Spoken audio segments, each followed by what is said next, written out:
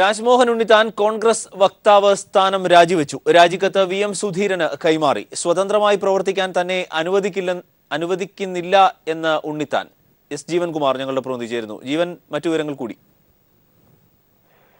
അരുൺ, നേരത്തെ അതിരൂക്ഷമായ വിമർശനമാണ് കെ മുരളീധരനെതിരെ രാജ്മോഹൻ ഉണ്ണിത്താൻ നടത്തിയത്.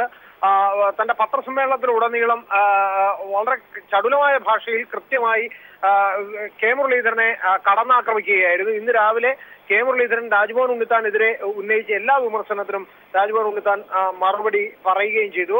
തുടർന്നാണ് അദ്ദേഹം തന്റെ വക്താവ് സ്ഥാനം രാജിവെക്കുന്നതായി KPC അധ്യക്ഷന് കത്ത് നൽകിയത്. കത്ത് അല്പസമയങ്ങൾക്ക് മുമ്പ് VM സുധീരൻ അംഗീകരിക്കുകയും സ്വീകരിക്കുകയും ചെയ്തു.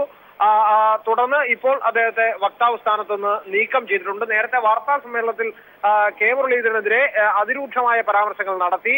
താൻ പറഞ്ഞ ഒരു കാര്യത്തെ പോലും തെളിവുകളുടെ അടിസ്ഥാനത്തിൽ ഖണ്ഡിക്കാൻ കെ മുരളീധരനായില്ല. പ്രത്യേകിച്ച് കെ മുരളീധരൻ അച്ഛന്റെ ശ്രാദ്ധം നടക്കുന്ന ദിവസം അദ്ദേഹം ഷാർജയിൽ പരിപാടിക്ക് പോയതിനെയാണ് താൻ വിമർശിച്ചത്. ആ പരിപാടി കോൺഗ്രസിന്റെ വിമത സംഘടന നടത്തിയ ഒരു പരിപാടിയായിരുന്നു. അച്ഛന്റെ ചടങ്ങുകളെക്കാൾ വലുതാണ് വിമത സംഘടനയുടെ പരിപാടി എന്ന കെ മുരളീധരന്റെ നിലപാടിനെയാണ് താൻ ചോദ്യം ചെയ്തത്. എന്നാൽ അത്തരം കാര്യങ്ങൾക്ക് മറുപടി പറയാതെ തന്നെ ഒരു സദാചാര കണ്ണോടുകൂടി കണ്ടുകൊണ്ട് ആക്രമിക്കാനാണ് അദ്ദേഹം ശ്രമിച്ചത്. കെ മുരളീധരൻ ഒരു പുരുഷനായത് ഏതായാലും നന്നായി. ഒരു സ്ത്രീ ആയിരുന്നുവെങ്കിൽ കേരളത്തിൽ അറിയപ്പെടുന്ന ഒരു വേശ്യയായി മാറുമായിരുന്നു എന്നാണ് അദ്ദേഹം തന്റെ വാർത്താ സമ്മേളനത്തിൽ മുരളീധരനെ വിശേഷിപ്പിച്ചത്. കടുത്ത പരാമർശങ്ങളായിരുന്നു പത്രസമ്മേളനത്തിലുടനീളം നിറഞ്ഞു നിന്നത്. ഒപ്പം അതിനുശേഷമാണ് അദ്ദേഹം തന്റെ വക്താവ് സ്ഥാനം രാജിവെച്ചുകൊണ്ട് VM സുധീരന് കത്ത് നൽകിയതായിരുന്നു. ജീവൻകുമാർ, തിരുവനന്തപുരത്ത് നിന്ന്. സംസ്ഥാനത്ത് പ്രതിപക്ഷത്തിന്റെ പ്രവർത്തനം നടക്കുന്നില്ല എന്ന് കോൺഗ്രസ് നേതാവ് കെ മുരളീധരന്റെ പ്രസ്താവനയ്ക്ക് പിന്തുണയുമായി മുസ്ലിം ലീഗ് നേതാക്കൾ. അതേസമയം കെ മുരളീധരന്റെയും മുസ്ലിം ലീഗിന്റെയും വിമർശനങ്ങളെയും അഭിപ്രായത്തെയും പോസിറ്റീവായി എടുക്കുകയാണെന്ന് പ്രതിപക്ഷ നേതാവ് രമേശ് ചെന്നിത്തല വ്യക്തമാക്കി. ജനുവരി 3-ന് UDF യോഗം ചേർന്ന് സർക്കാരിനെതിരെയുള്ള പ്രക്ഷോഭ പരിപാടികൾ ചർച്ച ചെയ്യുമെന്നും രമേശ് ചെന്നിത്തല വാർത്താ സമ്മേളനത്തിൽ അറിയിച്ചു. പ്രവർത്തനത്തെക്കുറിച്ച് Muslim League general secretary KPA Majeed നടത്തിയ പ്രസ്താവന ഇങ്ങനെ: നിയമസഭയിൽ നല്ല സ്ട്രോങ് ആയിട്ട് UDF സജീവമായി നിലകൊണ്ടു. ആ രീതിയിൽ തന്നെ മുന്നോട്ട് പോകേണ്ടതുണ്ട്. ധാരാളം പ്രശ്നങ്ങൾ അഭിമുഖീകരിക്കുന്നുണ്ട്. ഒരു സംഗതി കൂടുമ്പോഴേ പറയാൻ പറ്റുള്ളൂ. ഓരോ കക്ഷികളും കക്ഷി നേതാക്കന്മാർ നിലപാട് പറഞ്ഞു. കോൺഗ്രസ് നിലപാട് പറഞ്ഞിട്ടുണ്ട്, ലീഗ് പറഞ്ഞിട്ടുണ്ട്, ഘടകകക്ഷിയെ പറഞ്ഞിട്ടുണ്ട്. കൂട്ടായതിനെ പറ്റി നമ്മൾ ആ സമയത്ത് തീരുമാനിക്കേണ്ടതാണ്. അതേസമയം പ്രതിപക്ഷത്തിന്റെ പ്രവർത്തനം നടക്കുന്നില്ലെന്ന പ്രസ്താവനയ്ക്ക് പ്രതിപക്ഷ നേതാവ് രമേശ് ചെന്നിത്തലയുടെ മറുപടി ഇത്തരത്തിലായിരുന്നു: KPCCയുടെ നേതൃത്വം കൊടുക്കുന്ന VM സുധീരൻ KPCC പരിപാടികളിട്ട് മുന്നോട്ട് പോകുന്നു, UDF പരിപാടികളിടുന്നു. ഈ സമരപരിപാടികൾ നല്ല നിലയിൽ മുന്നോട്ട് പോകുന്നു. അതിന് കുറെ കൂടി ശക്തമായി മുന്നോട്ട് പോകണമെന്ന് പറയുന്നത് വളരെ വളരെ പോസിറ്റീവായൊരു സമീപനമായിട്ട് മാത്രമേ ഞാൻ കാണുന്നുള്ളൂ. മുസ്ലിം ലീഗിന്റെയും കെ മുരളീധരന്റെയും വിമർശനത്തെ ഇരുകൈ നീട്ടി സ്വീകരിക്കുന്നു. ജനുവരി 3-ന് ചേരുന്ന UDF യോഗത്തിൽ ജനകീയ പ്രശ്നങ്ങളിൽ സർക്കാരിനെതിരെയുള്ള പ്രക്ഷോഭം ചർച്ച ചെയ്യുമെന്നും രമേശ് ചെന്നിത്തല വാർത്താസമ്മേളനത്തിൽ വ്യക്തമാക്കി.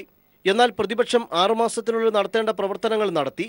ശക്തമായ പ്രക്ഷോഭം വേണമെന്ന ആവശ്യം സ്വാഭാവികമാണെന്നും മുസ്ലിം ലീഗ് ഹൈപ്പവർ കമ്മിറ്റി അംഗം PK കുഞ്ഞാലിക്കുട്ടി പറഞ്ഞു. UDF-ൽ വഴക്കില്ലെന്ന് പറഞ്ഞ കുഞ്ഞാലിക്കുട്ടി കോൺഗ്രസിലെ വഴക്കിൽ പങ്കുചേരാനില്ലെന്നും കൂട്ടിച്ചേർത്തു.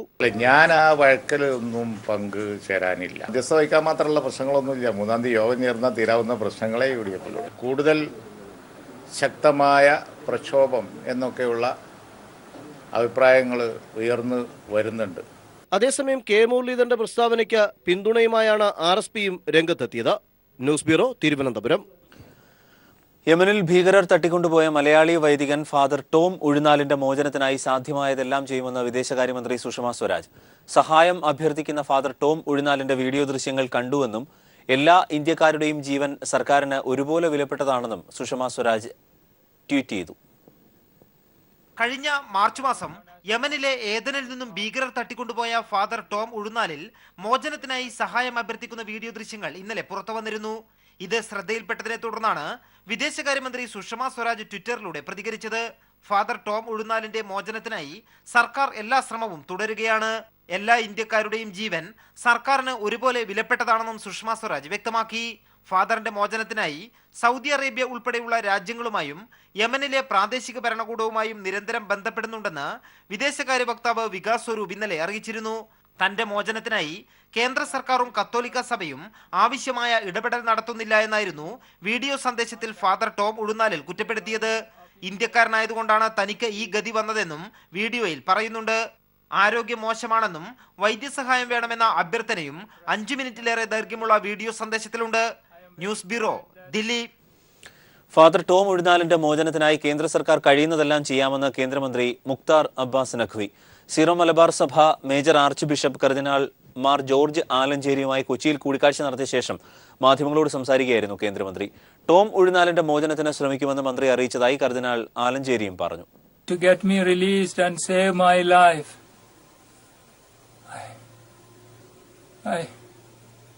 I need your help. യമനിൽ IS ഭീകരർ തട്ടിക്കൊണ്ടുപോയ മലയാളി പുരോഹിതൻ ഫാദർ ടോം ഉഴുന്നാൽ സഹായത്തിനായി കേഴുന്ന വീഡിയോ കഴിഞ്ഞ ദിവസം പുറത്തു വന്നിരുന്നു. തന്റെ മോചനത്തിനായി കേന്ദ്ര സർക്കാരും ഫ്രാൻസിസ് മാർപ്പാപ്പയും അടിയന്തരമായി ഇടപെടണമെന്നും ഫാദർ ആവശ്യപ്പെട്ടിരുന്നു.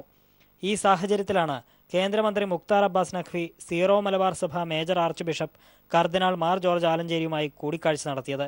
നയതന്ത്ര ഇടപെടലുമായി ബന്ധപ്പെട്ട ചില പ്രശ്നങ്ങളുണ്ടെങ്കിലും ഫാദർ ടോമിന്റെ മോചനത്തിനായി കേന്ദ്ര സർക്കാർ കഴിയുന്നതെല്ലാം ചെയ്യാമെന്ന് മന്ത്രി മുക്താർ അബ്ബാസ് നഖ്വി പറഞ്ഞു.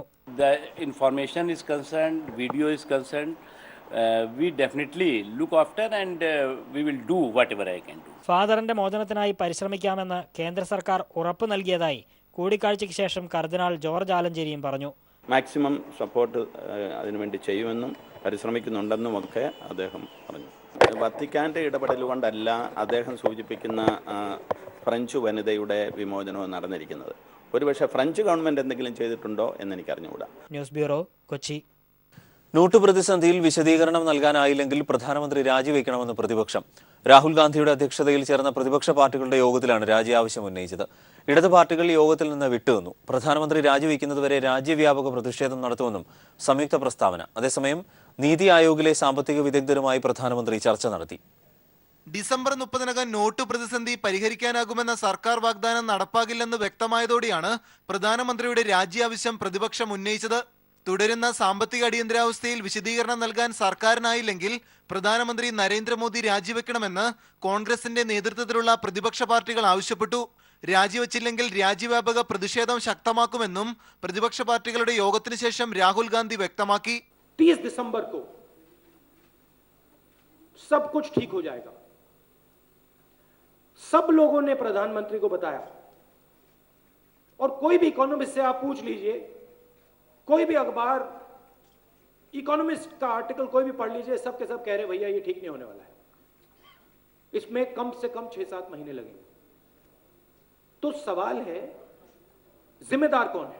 തൃണമൂൽ കോൺഗ്രസ്, RJD, മുസ്ലിം ലീഗ്, JDS, AUDF, JMM അടക്കമുള്ള പാർട്ടികൾ പങ്കെടുത്ത യോഗത്തിൽ നിന്ന് ഇടതു പാർട്ടികളും NCP, JDU അടക്കമുള്ള പ്രധാന പ്രതിപക്ഷ പാർട്ടികളും വിട്ടുനിന്നു.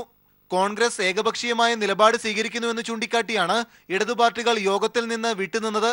സ്വിസ് ബാങ്ക് അക്കൗണ്ട് വിവരങ്ങൾ പാർലമെന്റിന് മുന്നിൽ വെക്കാൻ സർക്കാർ തയ്യാറാണോ എന്ന് പ്രതിപക്ഷം ചോദിച്ചു.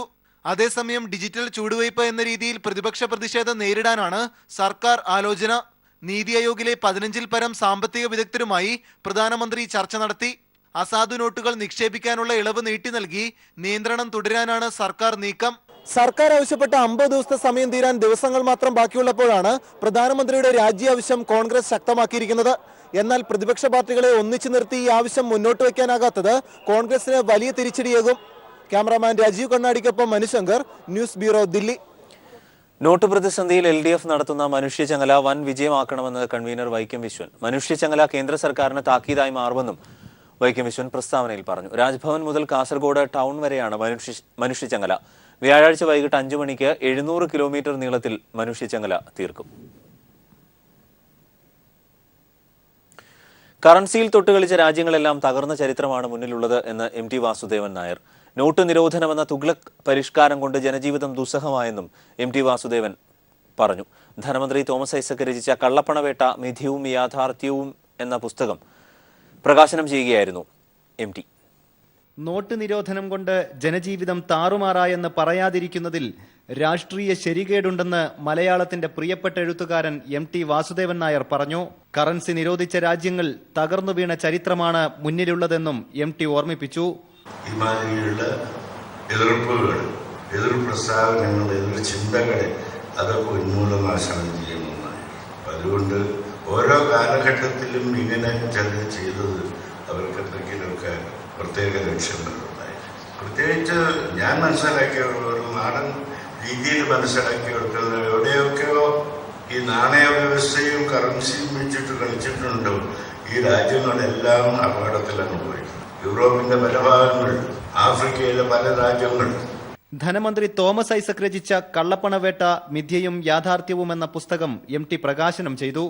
പ്രധാനമന്ത്രി പിഴവ് പറ്റിയെന്ന് തുറന്നു പറയണമെന്ന് ധനമന്ത്രി പറഞ്ഞു. 50-ാം ദിവസം എന്നെ എന്ത് ശിക്ഷ വേണമെങ്കിലും വിധിച്ചോളൂ എന്ന് പറഞ്ഞാൽ ആ വിധി ദിവസം വരുമ്പോഴും പറ്റിപ്പോയി എന്നൊരു പറച്ചില്ല. ആ മുങ്ക് ഇവിടെ കൊണ്ട് അവസാനിക്കും. തിരൂർ തുഞ്ചൻ പറമ്പിൽ നടന്ന ചടങ്ങിൽ ഡോക്ടർ സംഷാദ് ഹുസൈൻ പുസ്തകം ഏറ്റുവാങ്ങി. കോട്ടക്കലിൽ ആയുർവേദ ചികിത്സയിലിരിക്കെയാണ് ധനമന്ത്രി പുസ്തകത്തിന്റെ രചന നിർവഹിച്ചത്. News bureau, Malappuram.